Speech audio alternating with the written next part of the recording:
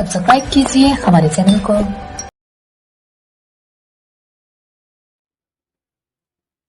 जय हिंद सभी को। Welcome back to our YouTube channel Freedom Study Circle. मैं आपका इंग्लिश ट्रेनर शान हिंदुस्तानी एक बार फिर से आप लोगों के सामने हाजिर हुआ हूं एक नई वीडियो लेकर। और आज के इस वीडियो में हम जानेंगे कि शब्दों को जोड़कर यानी वर्ड्स को जोड़कर सेंटेंसेस बनाते कैसे। वर्ड्स को जोड़कर सेंटेंसेस बनाना सीखने के लिए हमारे लिए जरूरी है कि हम सबसे पहले कई सारे जो चैप्टर्स हैं उन चैप्टर्स में से पहला चैप्टर शुरू करें। तो आज का हमारा पहला चैप्टर है इंडेफिनिट। इंडेफिनिट नाम के इस चैप्टर को सबसे पहले हम प्रेजेंट टेंस में सीखेंगे। इसलिए आप सभी लोगों को बताना चाहूंगा, इसके एक साइड में लिखेंगे प्रेजेंट, दूसरे साइड में लिखेंगे टेंस। यहां प्रेजेंट टेंस के अंदर इंडेफिनिट को हम लोग सीखने जा रहे हैं। गाइस, जब बात करते हैं प्रेजेंट टेंस के अंदर इंडेफिनिट नाम के चैप्टर को सीखने की, तो इस चैप्टर के अंदर हमारे पास में दो कॉन्सेप्ट मेन है। जी हां, वर्ड कॉन्सेप्ट यानी वर्ड की कौन सी फॉर्म आएगी और किसके साथ आएगी, ये जान लेना बहुत जरूरी है हमारे लिए। तो बताना चाहूंगा, इस चैप्टर में चैप्टर एक है लेकिन कॉन्सेप्ट दो हैं। अगर इन दो कॉन्सेप्ट की बात करें तो सबसे पहला कॉन्सेप्ट है वर्ब की फर्स्ट फॉर्म और दूसरा कॉन्सेप्ट है वर्ब की फर्स्ट फॉर्म में एस और ईएस। गाइस, इस अकेले चैप्टर में दो चीजें आपको दिखाई दे रही है, वर्ब की फर्स्ट फॉर्म या फिर वर्ब की फर्स्ट फॉर्म में एस और ईएस। लेकिन गाइस, जब सेंटेंस के अंदर आपको वर्ब की फर्स्ट फॉर्म या फर्स्ट फॉर्म में एस और ईएस दिखाई देगा, हिंदी में इन सभी बातों की एक आवाज निकलती है, एक साउंड पैदा होती है, वो है ता है, ती है, ते है, ता हूं या फिर ते हो। गाइस, यहां पर एक इंपॉर्टेंट पॉइंट है जो समझने वाली बात वो ये है कि जब सेंटेंस क्लास में ता है, ती है, ते है, ता हूं आता है, तो ऐसी बातों में एक फीलिंग भी जनरेट होती है। और उस फीलिंग की बात करें तो मैं आपको बताना चाहूंगा, रूटीन एक्शंस की फीलिंग दिखाई देती है, हैबिट वाली फीलिंग दिखाई देती है और कई बार यूनिवर्सल ट्रुथ की फीलिंग भी दिखाई देती है। तो यानी जिन बातों के अंदर रूटीन एक्शन, हैबिट या फिर यूनिवर्सल ट्रुथ की फीलिंग दिखाई दे, ऐसी बातों में ज्यादातर लास्ट में ता है, ती है, ते है, ताहू आता है। और इन सभी बातों को जब इंग्लिश में कन्वर्ट करते हैं तो इन बातों में या तो वर्ब की फर्स्ट फॉर्म लगती है या फर्स्ट फॉर्म में एस और ईएस लगता है। लेकिन गाइस, सवाल यह आता है कि हमें कैसे पता चलेगा कि वर्ब की फर्स्ट फॉर्म कब लगेगी और वर्ब की फर्स्ट फॉर्म में एस और ईएस कब लगेगा। तो इस चीज को जानने के लिए मैं आपको बताना चाहूंगा एक कॉन्सेप्ट, सब्जेक्ट का कॉन्सेप्ट। जी हां, ये डिपेंड करता है सब्जेक्ट के ऊपर कि खाली फर्स्ट फॉर्म आएगी या फर्स्ट फॉर्म में एस और ईएस आएगा। गाइस, अगर सब्जेक्ट्स की बात करें तो हमारे पास में दो तरह के सब्जेक्ट्स मेन होते हैं, जिनमें से आज मैं आपको तीन तरह के सब्जेक्ट्स बताने वाला हूं। हालांकि दो मेन होते हैं, जिनमें से एक होता है प्लूरल सब्जेक्ट्स और दूसरा होता है सिंगुलर सब्जेक्ट। सिंगुलर सब्जेक्ट्स में वो वर्ड्स आते हैं जो सिर्फ एक व्यक्ति के लिए इस्तेमाल होते हैं, जैसे ही, शी, इट और सिंगल नाम, किसी का भी नाम हो सकता है। इसके अलावा अगर बात करें प्लूरल सब्जेक्ट्स की, तो गाइस प्लूरल सब्जेक्ट्स में आई, वी, यू, दे, यहां पर लिखे गए हैं चार वर्ड्स मेन। लेकिन यहां पर एक चीज बताना चाहूंगा गाइस, ये एक्सेप्शनल केस में आता है। आई मींस मैं होता है, अकेले व्यक्ति के लिए इस्तेमाल होता है, लेकिन फिर भी स्पेशलिटी के कारण इसको प्लूरल केस में रखा गया है। जी हां, अगर सेंटेंस के अंदर आपको आई, वी, यू, दे और मैनी नेम्स एक साथ दिखाई दें, तो ऐसे केस में आपको वर्ब की फर्स्ट फॉर्म ही लगानी है, सिर्फ और सिर्फ। और वही अगर आपको दिखता है सिंगुलर सब्जेक्ट यानी ही, शी, इट या किसी का नाम सेंटेंस की शुरुआत में आपको दिख जाता है, तो ऐसे केस में आपको वर्ब की फर्स्ट फॉर्म में एस या फिर ईएस लगाने की जरूरत होती है। कई बार ये पूछा जाता है, कई बार ये सवाल आता है मन में कि सर सिंगुलर के कारण ही एस लगा और सिंगुलर के कारण ही ईएस लगा, हमें कैसे पता चलेगा कि खाली एस कब लगाना है और ईएस कब लगाना है। सो गाइस, इसके लिए मैं आपको बताना चाहूंगा, हमारी इस वीडियो में लास्ट तक आप बने रहें। मैं इस ट्रिक को जरूर बताऊंगा कि कैसे पता चलता है एस लगाना है या फिर कैसे पता चलेगा ईएस लगाना है। सो गाइस, यहां पर दो पार्ट्स बन जाते हैं जो बेस्ड ऑन प्लूरल सब्जेक्ट्स हैं, इसे हम बोलेंगे पार्ट 1, और इसी चैप्टर के अंदर बेस्ड ऑन सिंगुलर सब्जेक्ट जो हैं इसे हम बोलेंगे पार्ट 2। तो इंडेफिनिट नाम के इस चैप्टर को दो पार्ट्स में हम लोग सीखते हैं, जिसमें पार्ट 1 में आता है सिंगुलर नहीं प्लूरल सब्जेक्ट्स की सारी बातें, जिनमें सारे प्लूरल सब्जेक्ट्स आएंगे, और वहीं पार्ट 2 में आएगा आपका सिंगुलर सब्जेक्ट की सारी बातें। देखिए गाइस, जब पहले पार्ट को स्टार्ट करते हैं यानी प्लूरल सब्जेक्ट्स वाले पार्ट को स्टार्ट करते हैं, तो मैं बताना चाहूंगा कि प्रेजेंट इंडेफिनिट टेंस के अंदर प्लूरल सब्जेक्ट के कारण सिर्फ और सिर्फ वर्ब की फर्स्ट फॉर्म आती है। और इस चीज को समझने के लिए मैं कुछ एग्जांपल्स आपको देने वाला हूं। लेकिन एग्जांपल्स को देने से पहले आपको बताना चाहूंगा कि हर चैप्टर में 4 तरह के सेंटेंसेस आपको मिलने वाले हैं, एंड 4 में से सबसे पहला होता है पॉजिटिव सेंटेंसेस, यानी वो सेंटेंसेस जिसमें आप किसी भी बात को एक्सेप्ट कर लेते हैं। इसे कई बार लोग अफर्मेटिव के नाम से भी जानते हैं। आप इसे पॉजिटिव सेंटेंस कहो या फिर अफर्मेटिव कहो, बात सेम है गाइस। अफर्मेटिव भी कहते हैं, कुछ लोग इसे सिंपल सेंटेंसेस भी कह देते हैं यहां पर। तो पॉजिटिव सेंटेंसेस और अफर्मेटिव सेंटेंसेस दोनों का मतलब सेम है, आप किसी बात को एक्सेप्ट कर रहे हो। इसे देसी भाषा में अगर हम कहें तो हम बोलेंगे हाँ वाली बातें, यानी जिसमें आप हाँ कर देते हो, हाँ भाई मैं काम करता हूं। जैसे एग्जाम्पल के तौर पर सेंटेंस है, मैं अंग्रेजी पढ़ाता हूं। गाइस जब इस सेंटेंस को इंग्लिश में कन्वर्ट करोगे तो मैं एक तरीका बताऊंगा। जैसे बचपन से लेकर आज तक आप रूल्स को रटते हुए आए होंगे, लेकिन आज वो रूल्स रटने का जो जमाना है वो खत्म हो गया है। एक ऐसे ट्रिक, एक ऐसा तरीका मैं आपको बताने वाला हूं जो जिससे आप किसी भी सेंटेंस को इंग्लिश में कन्वर्ट कर सकते हैं। जी हां, एक ऐसा तरीका जो पूरी इंग्लिश में सेम रहेगा। वो तरीका क्या है जानते हैं। देखिए सबसे पहले आप शुरू वाले वर्ड की इंग्लिश लगाओ। पहला स्टेप, सबसे पहले शुरू वाले की इंग्लिश लगा दी हमने, मैं की इंग्लिश होती है आई। तुरंत आप सेंटेंस के लास्ट में जाओ, लास्ट में आपको साउंड मिलती है, बराबर में वर्ब मिलती है। गाइस क्या है, साउंड है ताहू की, बराबर में वर्ब है पढ़ाना। ना अपने पास से लगाना पड़ा है, पढ़ाने को इंग्लिश में कहते हैं टीच। तो करना यह है कि साउंड के हिसाब से वर्ब की कौन सी फॉर्म आएगी वो यूज कर लो आप। अब सबको पता है ताहे के कारण तो वर्ब की फर्स्ट फॉर्म आती है। अब यहां फर्स्ट फॉर्म को मैंने तुरंत सेंटेंस में यूज किया। तो सबसे पहले शुरू वाले की इंग्लिश मैंने लगाई, फिर लास्ट में जाके साउंड के हिसाब से वर्ड को मैंने यूज किया यहां पर। अब बीच में जो भी बचा उसकी इंग्लिश लास्ट में लगा दो। इस तरह से ये पहला सेंटेंस इंग्लिश में कन्वर्ट हो गया। सेम वैसे ही इस तरह के जितने भी सेंटेंसेस हैं आप उन्हें इंग्लिश में कन्वर्ट कर सकते हैं। जैसे एक और एग्जांपल है, तुम गाना गाते हो, तो इसमें भी वही होगा। सबसे पहले शुरू वाले की इंग्लिश तुम की इंग्लिश हमने लगाई यू, लास्ट में जाएंगे तेहो आया, वर्ब है गाना। गाइस गाने को इंग्लिश में कहते हैं सिंग। यहां पर तेहो के कारण तो फर्स्ट फॉर्म लगेगी ना, इसलिए मैंने सिंग फर्स्ट फॉर्म लगा दी, और बीच में जो भी बचा उसे हमने लास्ट में लिख दिया, यू सिंग अ सॉन्ग, तुम गाना गाते हो। इसी तरह से वे कपड़े धोते हैं। आप इसे खुद से ट्राई करें और कमेंट बॉक्स में लिखकर मुझे बताएं कि कैसे आप इसको इंग्लिश में ट्रांसलेट कर सकते हैं। तरीका वही रहेगा, सबसे पहले शुरू वाले की इंग्लिश, फिर लास्ट में साउंड के बराबर में वर्ब की इंग्लिश, और बीच में जो बचा वो सबसे लास्ट में जाएगा। अभी देखता हूं मैं जितने लोगों के कमेंट्स यहां पर इस कमेंट बॉक्स में लिखी जाएंगी, मैं सबको पढ़ूंगा और उसमें मैं आपको जरूर उस पर अप्रिशिएशन भी दूंगा यहां से। सो प्लीज गाइस आप इस सेंटेंस को देखें और इसे कमेंट बॉक्स में लिख के बताएं। खैर ये पहला टाइप का जो सेंटेंस है उसके 3 एग्जांपल्स यहां पर दिए गए हैं। 3 में से 2 को मैंने ट्रांसलेट किए हैं और एक आप ट्रांसलेट करेंगे। बात करते हैं सेकंड टाइप के सेंटेंसेस की। मैंने कहा था 4 तरह के सेंटेंसेस हैं, जिसमें से पहला है पॉजिटिव सेंटेंस। इसको हम हाँ वाली बातें भी कहते हैं। लेकिन जब बात करते हैं नेक्स्ट टाइप की, सो गाइस मैं आपको बताना चाहूंगा नेक्स्ट टाइप का नाम है नेगेटिव सेंटेंसेस। इसको हम नहीं वाली बातें भी कहते हैं, यानी आप जिन बातों में किसी काम को डिनाई कर देते हैं, मना कर देते हैं, यार मैं नहीं करता हूं इस काम को, तो ऐसी बातों को हम कहते हैं नेगेटिव सेंटेंसेस। गाइस यहां पर एक निंजा टेक्निक बताने वाला हूं। ये टेक्निक अगर आपने सीख ली तो पूरी इंग्लिश आपके लिए आसान हो जाएगी।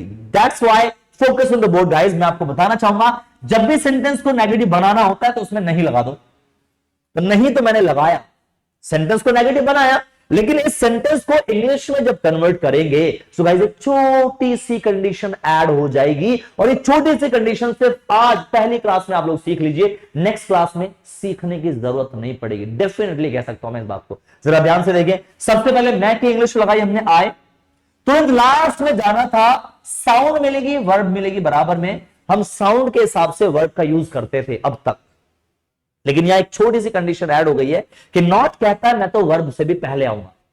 जी हां, वर्ब का यूज करने से पहले आपको नॉट लगाना पड़ेगा, और नॉट की एक शर्त और है, ये यूनिवर्सल शर्त है इसकी कि नॉट जब भी कभी आता है वो हमेशा ही हेल्पिंग वर्ब के साथ आता है। बिना हेल्पिंग वर्ब के नॉट कभी भी नहीं आएगा। किसी भी चैप्टर को आप देख सकते हैं, आने वाले टाइम में जितने भी वीडियोस आएंगी, जब जब हम सेंटेंसेस को पॉजिटिव से नेगेटिव में बनाएंगे, गाइस याद रखना ये ट्रिक, नॉट जब भी कभी आएगा वर्ब से पहले आएगा और हेल्पिंग वर्ब के साथ आएगा। तो यहां पर जो हेल्पिंग वर्ब है वो डू है, तो यहां पर डू के साथ नॉट आ गया। अब रास्ता साफ है, वर्ब की इंग्लिश लगा सकते हैं। तो सेंटेंस हो गया आई डू नॉट टीच, मैं नहीं पढ़ाता हूं।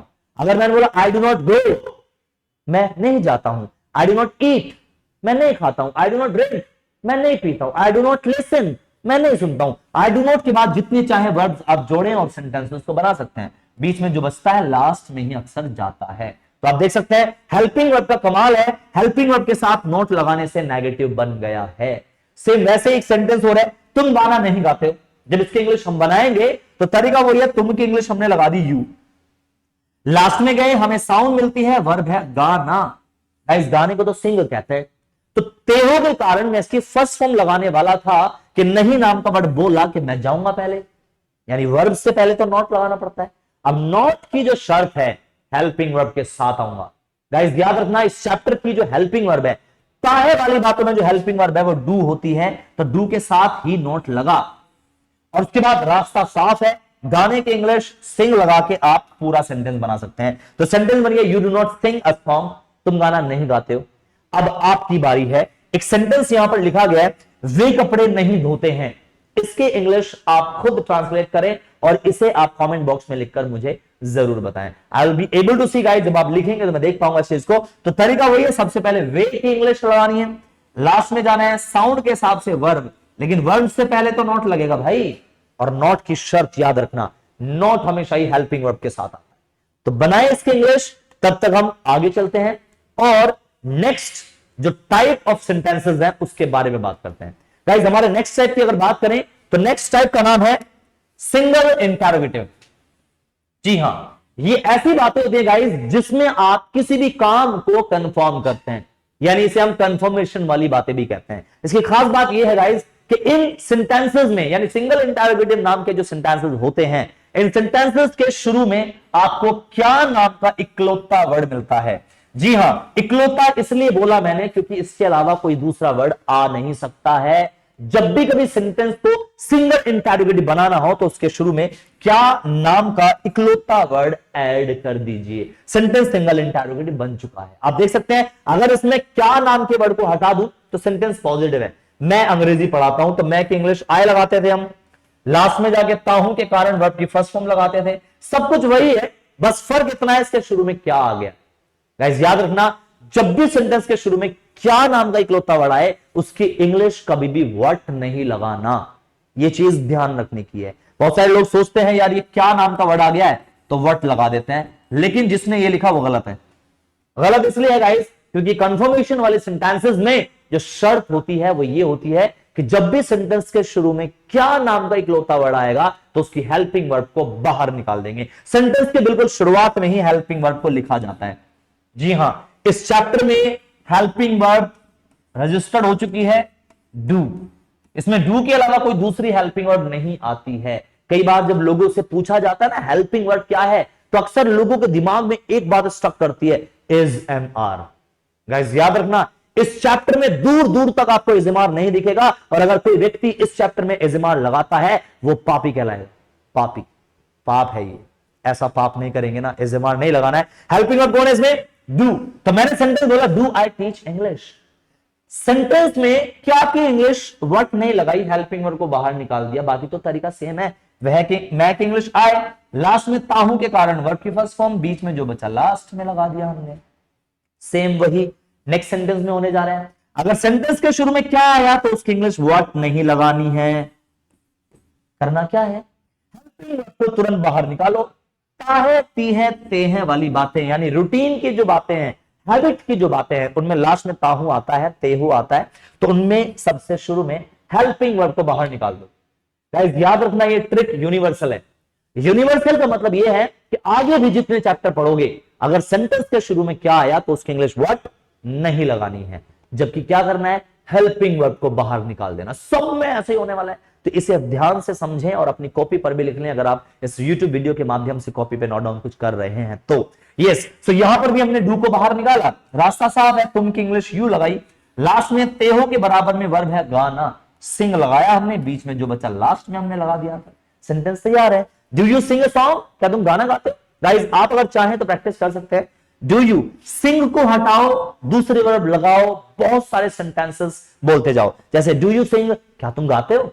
डू यू प्ले, क्या तुम खेलते हो? डू यू लिसन, क्या तुम सुनते हो? डू यू सी, क्या तुम देखते हो? डू यू रन, क्या तुम भागते हो? ऐसे न जाने कितने सेंटेंसेस आप किसी से भी सेंटेंस बोल के इंग्लिश में बातचीत कर सकते हैं। जी हां, जब इंग्लिश की कॉन्वर्सेशन की बात आएगी तो मैं आपको प्रैक्टिस जरूर कराऊंगा।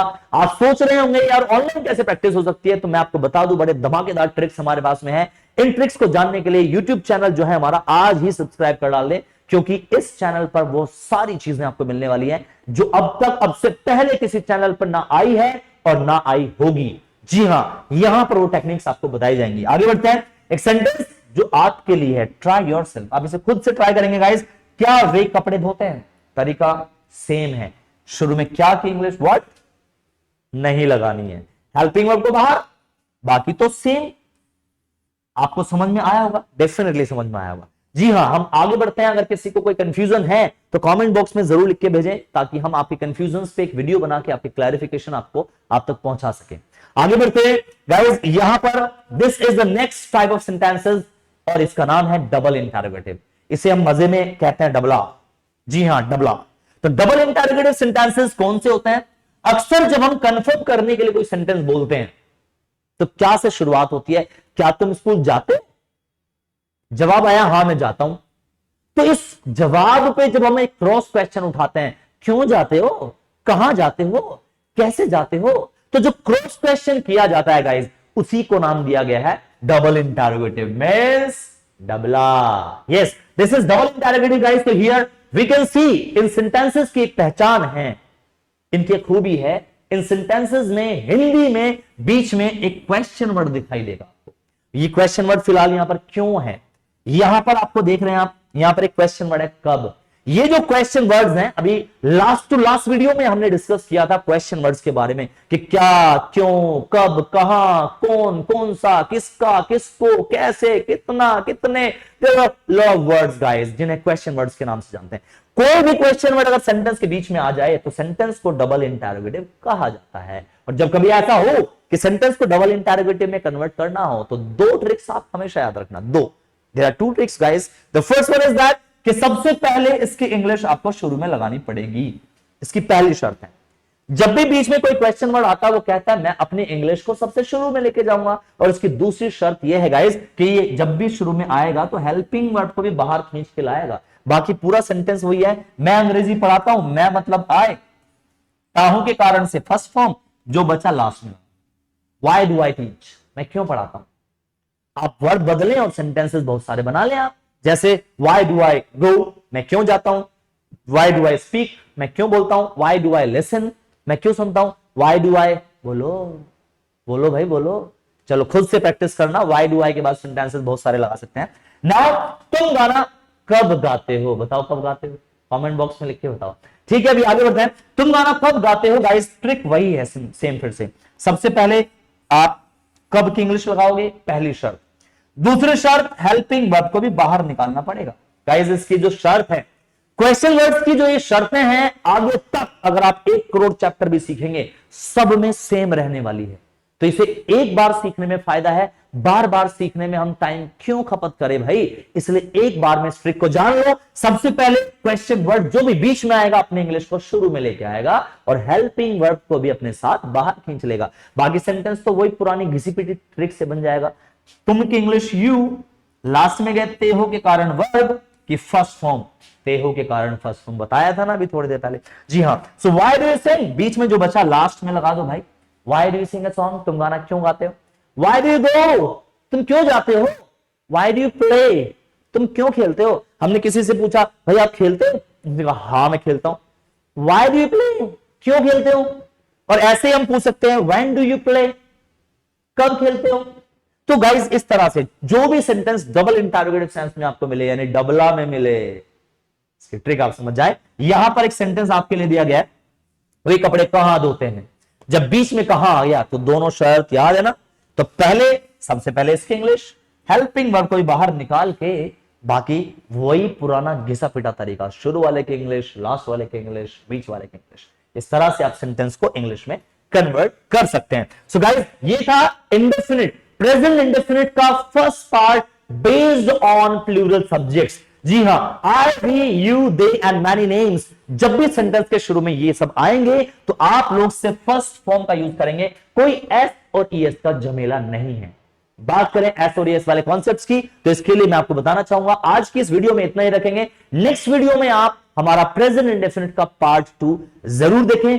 पार्ट 2 में आपको क्लियर कराए जाएंगे कि सिंगुलर सब्जेक्ट्स के कारण एस और ईएस कब लगता है, कैसे लगता है। तो thank you so much everyone, आप लोग अपनी वीडियो लास्ट तक देखी है। और इसी चीज के लिए मैं कहना चाहूंगा कि जिसने अभी तक चैनल को सब्सक्राइब नहीं कराया, चैनल सब्सक्राइब कर लीजिए और इस वीडियो को लाइक भी कीजिए और शेयर भी कीजिए। मिलते हैं अगली वीडियो में एक जबरदस्त तैयारी के साथ। Thank you.